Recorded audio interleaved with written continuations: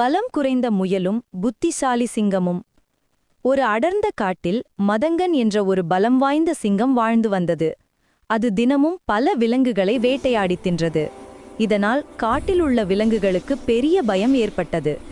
ஒரு நாள் அனைத்து விலங்குகளும் ஒன்று கூடி சிங்கத்திடம் சென்று, சிங்கராஜாவே, நீங்கள் தினமும் வேட்டையாடுவதால் எங்களால் நிம்மதியாக வாழ முடியவில்லை. தயவு செய்து எங்களை கொல்ல வேண்டாம். அதற்கு பதிலாக தினமும் ஒரு விலங்கு மட்டும் தானாகவே உங்களுக்கு உணவாக வரும் என்று வேண்டின. சிங்கம் கொஞ்ச நேரம் யோசித்துவிட்டு அதற்கு சம்மதித்தது. பல நாட்கள் சென்றன. ஒரு நாள் சிங்கத்திற்கு உணவாகச் செல்ல ஒரு குட்டி முயலின் முறை வந்தது. முயல் மிகவும் புத்திசாலி. அது சிங்கத்திடம் பயந்து செல்லாமல் ஒரு தந்திரம் செய்ய முடிவு செய்தது. அது வேண்டுமென்றே மிக மெதுவாக சென்றது. நண்பகல் நேரமான பிறகும் சிங்கம் சாப்பிட வராததால் மதங்கன் சிங்கம் மிகவும் பசியுடனும் கோபத்துடனும் இருந்தது. கோபத்தில் இருந்த சிங்கம் தாமதமாக வந்த முயலை பார்த்து கர்ஜித்தது.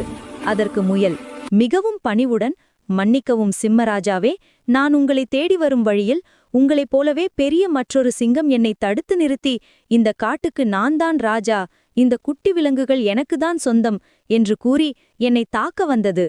அதனால் தாமதமாகிவிட்டது என்று பொய் கூறியது. இதை கேட்ட மதங்கன் சிங்கம் கோபம் தலைக்கேற, என்னது, இந்த காட்டில் என்னை தவிர வேறொரு சிங்கமா? அது எங்கே இருக்கிறது? உடனே என்னை கூட்டிச் செல் என்று ஆக்ரோஷமாக கேட்டது. புத்திசாலி முயல் சிங்கத்தை ஒரு ஆழமான கிணற்றின் அருகே அழைத்துச் சென்றது.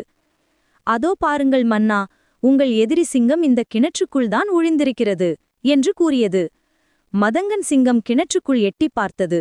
கிணற்று நீருக்குள் தன் சொந்த நிழலையே பார்த்த சிங்கம் அதுதான் தன்னுடைய எதிரி சிங்கம் என்று நினைத்து கோபத்தில் தன்னுடைய நிழல் சிங்கத்தை கொன்றுவிடுவதற்காக மதங்கன் சிங்கம் உரத்த சத்தத்துடன் கிணற்றுக்குள் பாய்ந்தது.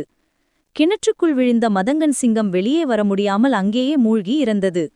புத்திசாலித்தனத்தால் பலம் குறைந்த முயல் மற்ற விலங்குகளின் உயிரை காத்தது. நீதி: ஆற்றலை விட அறிவு சிறந்தது.